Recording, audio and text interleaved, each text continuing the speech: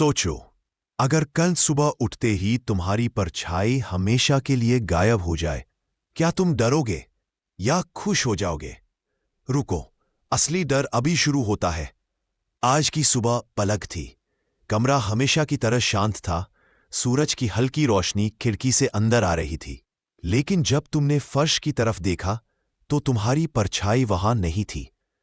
पहले लगा शायद आंखों का धोखा है।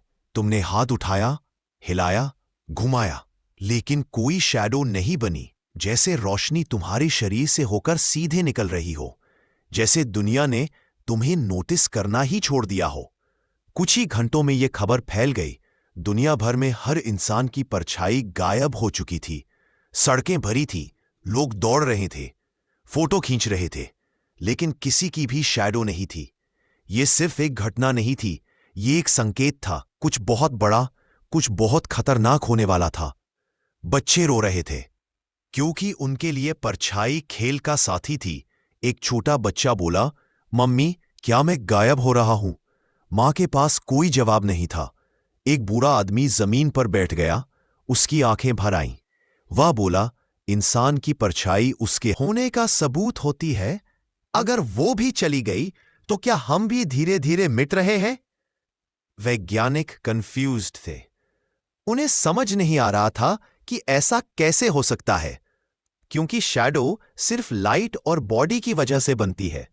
अगर बॉडी है तो शैडो भी होनी चाहिए। लेकिन यहां शरीर था, रोशनी थी, सब था, पर शैडो नहीं थी। तीसरे दिन चीजें और भी डरावनी होने लगी। लोगों के चेहरे फोटोज में हल्के दिखने लगे, जैसे कोई फोटो से इरेजर चला रहा हो। आईने में चेहरा धीरे धीरे फीका दिख रहा था। कुछ आवाजें कमजोर हो रही थीं, जैसे शरीर धीरे धीरे पारदर्शी हो रहा हो।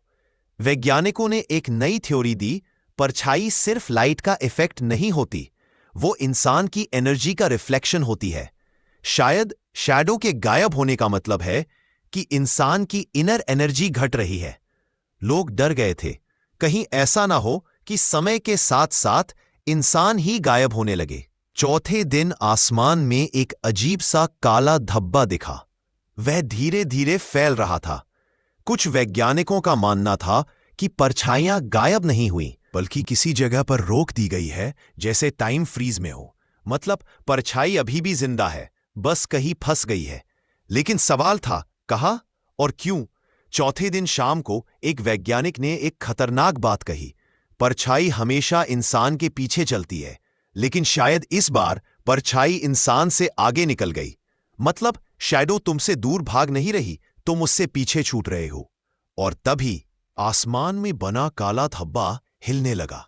वो धीरे धीरे नीचे उतर रहा था। लोग भागने लगे, लेकिन देर हो चुकी थी। आसमान से बड़ी बड़ी शैडो फिगर्स उतर रही थी, काली, लंबी, बिना चेहरे की आकृतियां, जैसे परछाइयां इंसानों के नीचे नहीं, अब इंसानों के ऊपर खड़ी होने आई हो।